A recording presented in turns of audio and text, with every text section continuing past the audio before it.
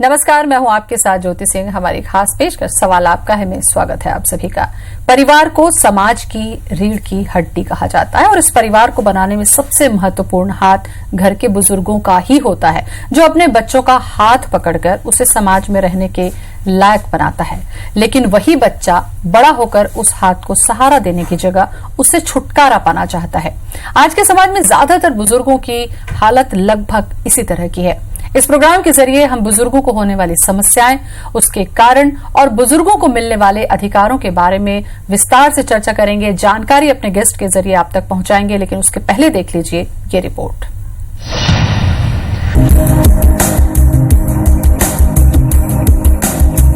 प्राचीन काल में परिवार में वृद्धों की स्थिति सर्वोच्च पदों पर होती थी।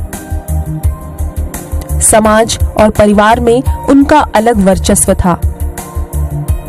पूरे परिवार की बागडोर घर के बुजुर्गों के ही हाथों में होती थी।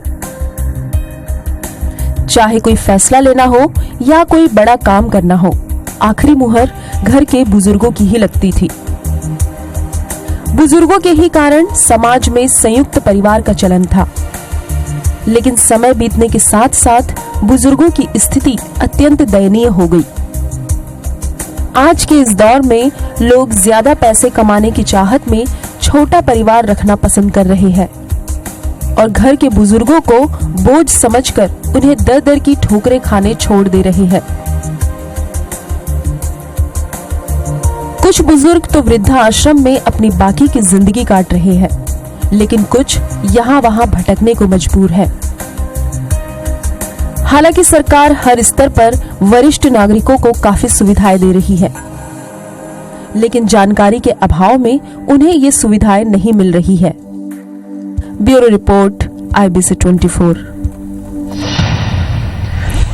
वृद्धावस्था उम्र का एक ऐसा पड़ाव है जो सभी के जीवन में आना है, लेकिन उस समझ को लेकर हम ये भूल कर बैठते हैं कि शायद कभी हमें उस दौर से नहीं गुजरना पड़ेगा। और यही वजह है कि आज वृद्धा आश्रमों की जो संख्या है वो लगातार बढ़ती जा रही है। इसके पीछे क्या कुछ वजह है, इस पर भी हम चर्चा करेंगे। अगर आप भी इससे जुड़ी कोई जानकारी चाहते हैं, कोई सवाल पूछना चाहते हैं, तो आप हमें इस वक्त कॉल भी कर सकते हैं। हमारा नंबर है 400877। अगर आप रायपुर से बाहर के दर्शक हैं तो रायपुर का कोड लिख लीजिए 0771। और चर्चा करने के लिए हमारे साथ स्टूडियो में मौजूद हैं एडवोकेट कैलाश वर्मा। कैलाश जी, बहुत बहुत स्वागत है आपका। धन्यवाद। कैलाश जी, सबसे पहले तो हम थोड़ा सा वृद्धावस्था की स्थिति तब और अब को समझने की कोशिश करें और लोगों को बताने की भी हम कोशिश करें कि एक समय यह था कि परिवार का जो मुखिया हुआ करता था वही फैसले लिया करता था और सभी को वो मान्य हुआ था। केवल ये फैसले की बात नहीं थी, उनकी स्थिति सम्मानजनक हुआ करती थी, बड़ा आदर घर के लोग किया करते थे। धीरे धीरे समाज में ये जो बदलाव आया है, इसे हम सकारात्मक तो नहीं कह सकते। क्या इसके पीछे प्रमुख वजह आप देखते हैं? इसमें देखिए मैम, प्रमुख वजह यह है, मैं समस्त दर्शकों को भी अभिवादन के साथ बताना चाहूंगा। प्रमुख वजह यह है कि हमारे और जो बुजुर्ग व्यक्ति हैं, सबसे पहले तो जो पारिवारिक कम्युनिकेशन है उसमें बहुत सारे लोग हैं शामिल हैं जी। वो पारिवारिक कम्युनिकेशन हट गया, जिससे वो बुजुर्ग जो है अपने आप को अलग पाते गए। हम दिन भर काम करके आए, थके हारे आए, अपने घर आए, लेकिन हम अपनी माँ का, अपने पिताजी का हाल नहीं पूछे।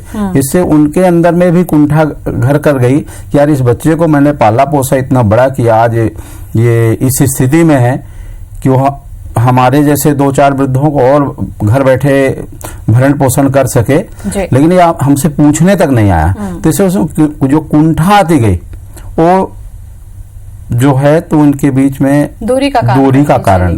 कैलाश जी, हम देखते हैं कि जैसे कि एक शिशु जन्म लेता है, उसके साथ भी बहुत सारी समस्याएं होती हैं। उनको संभालना पड़ता है, बड़ा करना पड़ता है, उनके हर नखरे माता पिता उठाते हैं। लेकिन ठीक वही स्थिति वृद्धावस्था में भी होती है। बुजुर्ग थोड़े से चिड़चिड़े हो जाते हैं, थोड़े से कमजोर हो जाते हैं, चाहते हैं कि लोग उनसे पूछें, बात करें।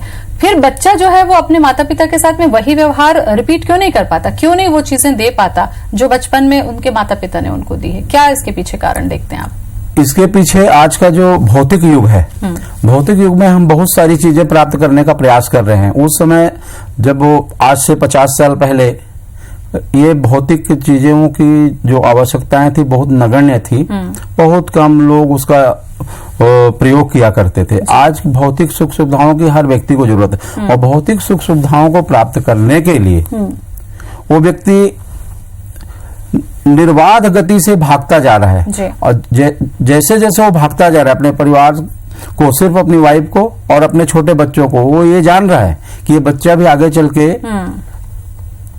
बड़ा होगा और तब मैं वृद्ध होऊंगा। उसको जानने के बाद भी वो इस कटु सत्य को भूल गया कि जो घर में बैठे हमारे माता, वो ये सोच रहे हो कैलाश जी कि आगे चल के शायद हमारे साथ हमारे बच्चे ऐसा ना करें, यही सोच के शायद वो अपने बच्चों की परवरिश करते हैं, लेकिन वक्त अपने आप को दोहराता है। एक कॉल ले लेते हैं। शैलेश जुड़ चुके हैं, मध्य प्रदेश ने कॉल किया है। शैलेश, स्वागत है, आप सवाल करें। आप सुन रहे हैं मुझे तो सवाल पूछ सकते हैं। मैडम, मेरा सवाल था वर्मा जी से जी कि मध्य प्रदेश में कितने बुजुर्गों की संख्या है और मध्य प्रदेश में वृद्धाश्रम कितने काम कर रहे हैं?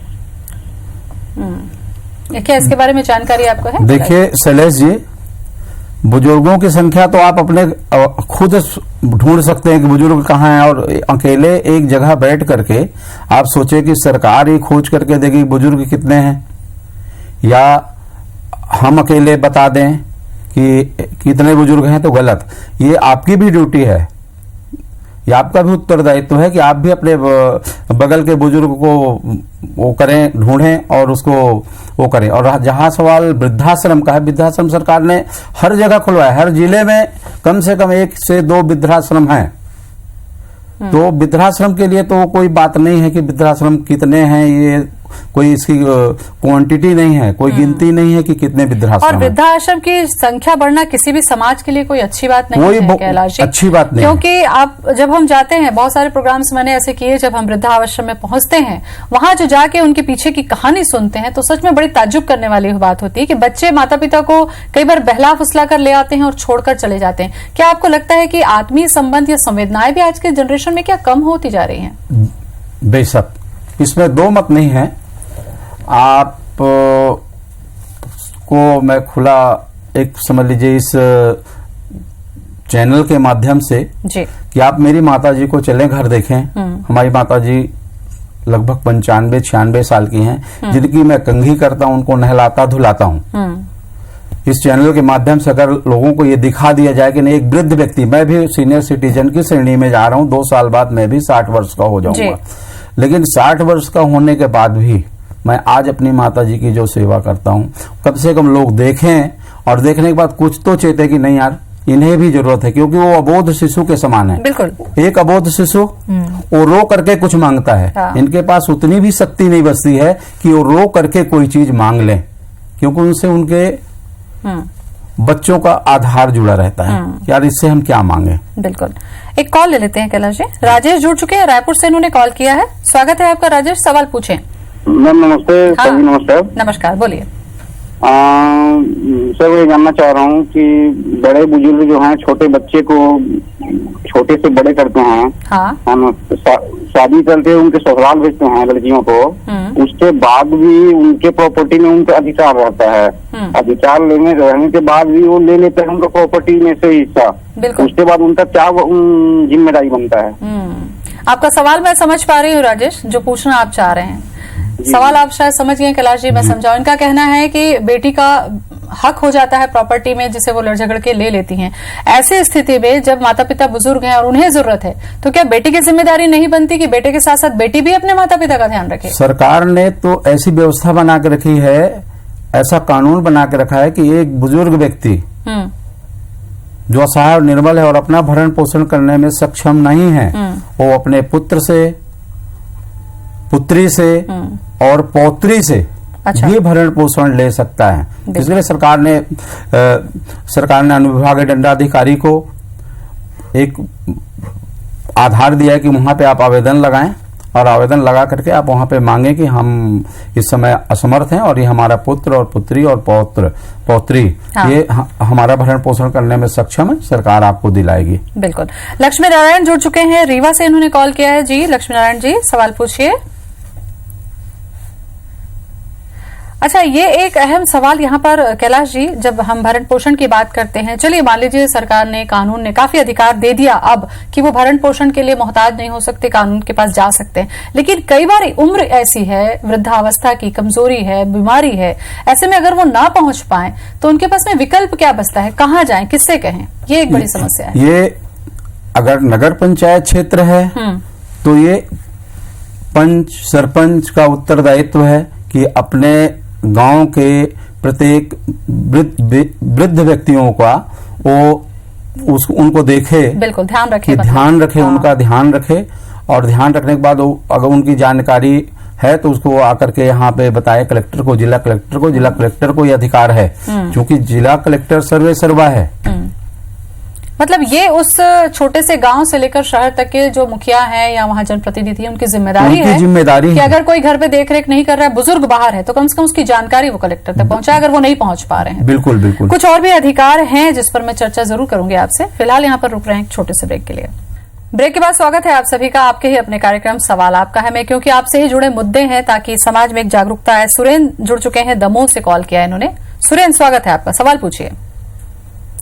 ममता है अगली कॉलर शाहजहांपुर से। ममता, आप सुन रही हैं? मुझे लगता है संपर्क टूट गया है, लगातार कॉलर हमें कॉल कर रहे हैं, बातचीत उनसे करेंगे। कैलाश, आपसे मैं जानकारी चाहूंगी। ब्रेक पर जाने से पहले मैंने आपसे पूछा था कि बुजुर्ग होने के नाते जब सीनियर सिटीजन हम बोलते हैं तो एक बड़ा सुंदर सा शब्द है कि हम वरिष्ठ लगाते हैं, लेकिन वरिष्ठ घर के लोग ही जब नहीं मानते हैं तो क्या उनको सरकार की तरफ से या राज्य सरकार की तरफ से या केंद्र सरकार की तरफ से या कानून की तरफ से, तीनों की तरफ से जो अधिकार मिले हैं उसके बारे में कुछ जानकारी आप दें ताकि हमारे दर्शकों के लिहाज से भी जागरूकता आए। सरकार ने वरिष्ठ जन के लिए जी बहुत सारी कॉल ले लेते हैं। सर जुड़ गए हैं सुरेंद्र वापस दमोह से। सुरेंद्र, स्वागत है, सवाल पूछ लीजिए। जी मैडम, मैं वर्मा जी से पूछना चाहता हूँ, बुजुर्गों के लिए जो इलाज की सुविधा है उसमें सरकार के क्या मतलब वो है गंभीर बीमारी के लिए? ठीक है, माता पिता यदि वृद्ध है तो ठीक है, बिल्कुल पूछते हैं हम। स्वास्थ्य पर ही पहले चर्चा कर लेते हैं क्योंकि अभी हम अधिकारों पर चर्चा कर ही रहे थे। स्वास्थ्य की सुविधा अगर हम बुजुर्ग को बात करते हैं जिनका कोई भी नहीं है या निराश्रित है या आश्रित है तो भी क्या व्यवस्था है कैलाश? सरकार की तरफ से प्रत्येक वरिष्ठ व्यक्ति को कि इलाज की सुविधा है, निःशुल्क सुविधा है। सवाल सिर्फ इस चीज का है कि वहां तक ले जाए, वहां तक जाए कैसे? तो उसके लिए अगर सरकार को जानकारी मिले तो आजकल तो 108 चली है भैया, तुरंत आपको लेकर के जाएंगे, वहां भर्ती कर लेंगे। और सरकार ने उनके लिए मुफ्त भोजन, मुफ्त दवा, ये सबकी भी सुविधाएं अपने सरकारी हॉस्पिटलों में दे के रखी है जी। सिर्फ अब उनके देख रेख के लिए अगर उनके परिवार का कोई व्यक्ति अगर हो जाता है तो उनके लिए सोने पे सुहागा हो जाता है। उनका जो शारीरिक जो बीमारी है वो बहुत जल्दी ठीक होने की स्थिति में आ जाती है। बिल्कुल।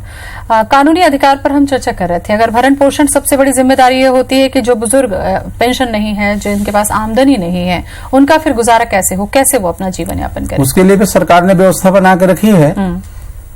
आप अगर मान लीजिए कोई नहीं है परिवार में तो सरकार के पास एक आवेदन, जिला कलेक्टर को है, उनके पास एक आवेदन दे कि हमारे परिवार में कोई नहीं है, तो एक कलेक्टर का उत्तरदायित्व है, जिला कलेक्टर का उत्तरदायित्व है कि वो अपने क्षेत्राधिकार में रहने वाले बुजुर्ग दंपति को या बुजुर्ग व्यक्ति को का उचित भरण पोषण करे। कई बार घर की स्थिति इतनी विपरीत हो जाती है कैलाश जी, किसी भी बुजुर्ग माता पिता के लिए, उनके लिए तो पूरा जीवन उन्होंने सम्मान से जिया है, लेकिन जब घर परिवार में कलह क्लेश की स्थिति होती है तो कई बार ये देखते हैं कि बुजुर्ग खुद उसमें नहीं रहना चाहते हैं। ऐसे में सरकार की तरफ जो वृद्धाश्रम बनाए गए हैं जहां वो कई बार पहुंचते भी हैं, उसके बारे में भी मैं जरूर आपसे चर्चा करना चाहूंगी कि कहां पर इस तरीके के वृद्धाश्रम है, इसकी जानकारी लोगों को कैसी लगे और वहां की वास्तव में स्थिति है क्या। सरकार ने वृद्धाश्रम प्रत्येक जिले में एक दो हर जगह बनवा के रखा है। यहाँ भी रायपुर में भी कई जगह हैं वृद्धाश्रम और कुछ समाज सेवी संस्थाएं भी वृद्धाश्रम चला रहे हैं। लेकिन मैं प्रत्येक बुजुर्ग दंपति को हाथ जोड़ करके ये निवेदन करना चाहूंगा कि भले बेटे के साथ आधी रोटी खा ले, लेकिन जहां तक संभव हो ये शासकीय या अनुदान प्राप्त जो संस्थाएं हैं, वृद्धाश्रम है, वहां ना जाए, ज्यादा अच्छा है। इससे उनके बीच में जो दूरियां हैं वो बढ़ती जाएंगी, उनके बीच जो प्रेम है, प्रेम घर में रहने से संभव है कि बढ़ जाए, फिर से हो जाए, लेकिन वो जो जैसे दूरी बनेगी तो प्रेम कटता जाएगा। हाँ ना, वो तो किसी से भेंट नहीं कर पाए। राजकुमारी जुड़ चुके हैं मुरादाबाद से। राजकुमारी, स्वागत है, सवाल पूछिए। आप मुझे सुन रही हैं राजकुमारी?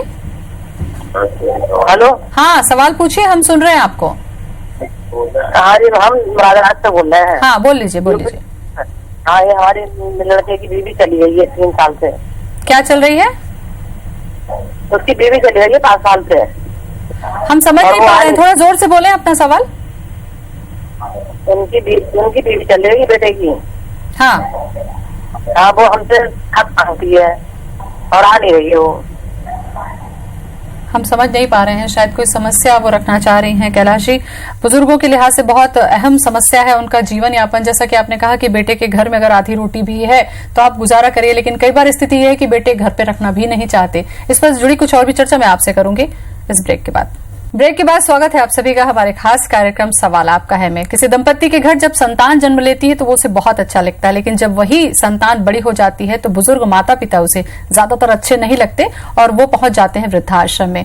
एक चर्चा आप कर रहे थे ब्रेक पर जाने से पहले कैलाश जी, देखते हैं कि शादी से पहले ज्यादातर घरों में ये होता है कि बेटे जो है माता पिता का बहुत ध्यान रखते हैं, लेकिन बदलाव तब आ जाता है, कहते हैं कि शादी के बाद जब बहू आती है, और कई ऐसी खबरें भी हमने दिखाई हैं कि बेटा अगर केयर करता भी है और बहू नहीं करती है। ऐसी स्थिति में क्या स्थिति होती है उस बेटे की, या क्या जिम्मेदारी होती है उसकी कि वो अपने माता पिता के साथ साथ अपनी पत्नी दोनों को ही कुछ संभाल पाए ताकि माता पिता बुजुर्ग वृद्धाश्रम तक ना जाएं?